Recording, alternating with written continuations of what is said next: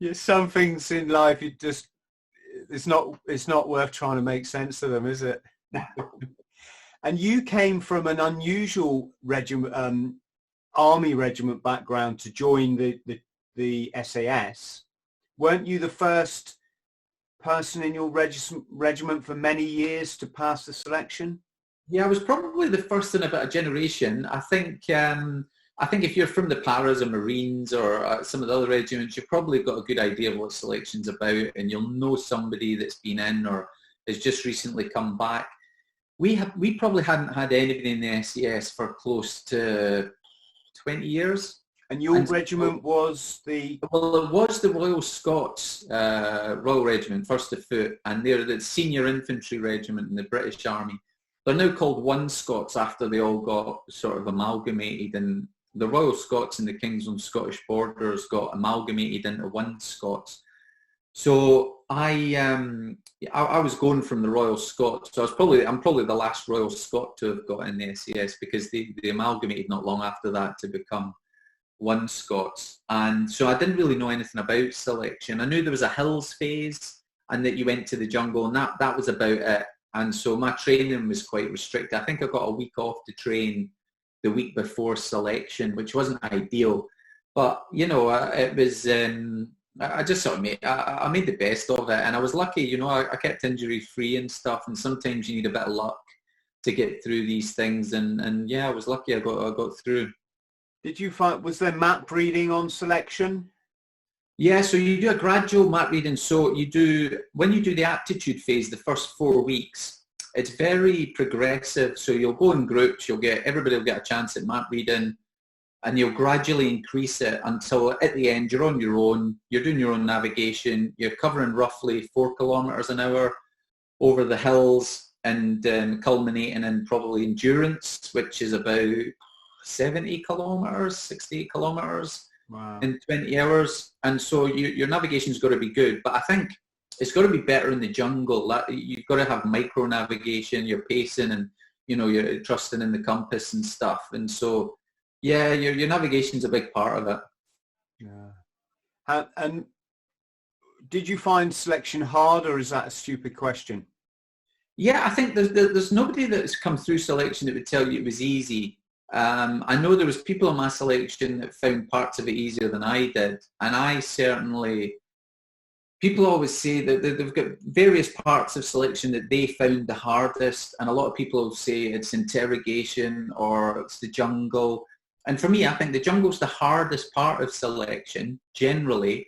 For me, the hardest part was the first week, and then gradually it got easier, bizarrely. But I was a really fit soldier. I was a good Royal Scot, and then suddenly I was very average, and I was in the middle of this pool of like 200 people, and I always felt I was in the middle. I was in the middle when I went on selection, and I was in the middle all the way through it. I never felt I was at the front. I wasn't necessarily at the back, but I was just trying to survive day to day, and it just so happened at the end, there's like 12, but I still felt I was in the middle, somewhere just trying to get by.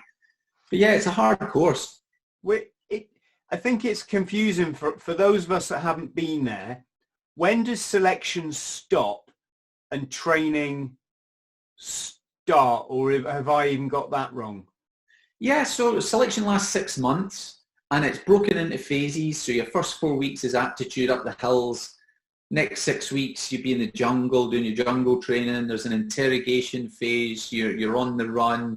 There's a parachuting phase. There's a CT phase, a sort of counter-terrorist, just sort of typical embassy type phase. So yeah, all in all, it lasts sort of 6 months. And at the end of it, you're allocated a squadron and a troop.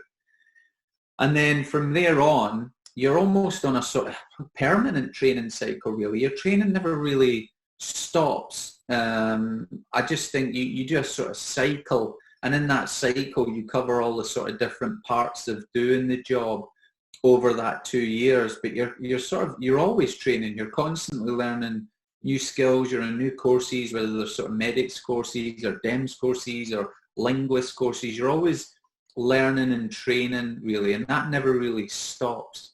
At which point then, you call it getting badged, don't you? Is that the term? Yeah, that would be at the end of the 6 months, and so you would ask what squadron and troop you would want to be in, and you might have friends in a trooper squadron. Of course, I didn't know anybody, so it didn't matter what I put. But I went to D squadron, and I was in mountain troop, and so you might, you know, if you went to mountain troop, you would do mountain type courses. You might be skiing or climbing or, you know, alpine based courses and stuff like that. And then depending on your troop skill, you would sort of develop them. But after 6 months, whoever's left at the end, so it's 12 or whatever, you're then badged. So it's it's very unceremonial. You're just sort of tossed a badge and, you know, you're burying your blue belt and told to report to D squadron or whatever. And that's it really. God. Sometimes unceremonial is the best way though, isn't it? I think so. It was very unceremonial joining and it was very unceremonial leaving, which is both, it's better that way, but I think it can be quite underwhelming, you know, if you're in that situation. Were you para-trained when you went, or did you do that as part of your SAS selection? No, a lot of when I went on selection, a lot of it was stuff I did for the first time. So jumping at a plane, going to the jungle, that was all stuff, you know, using some of the weapon systems, which made it fun, you know, because it was fun for me. And a lot of selection is fun. People forget that. It's hard, but it's fun. It's fun being on selection. But yeah, it was the first time I'd been at the jungle, and I was on it with jungle warfare instructors. It was the first time I jumped at a plane, and I was on it with paras and stuff. So, you know, I always felt that, you know, you're in amongst people that have far more experience in a whole number of ways than you, and you're just trying to, you know, sponge, you know, stuff off them and just trying to be a decent team player all the way through it.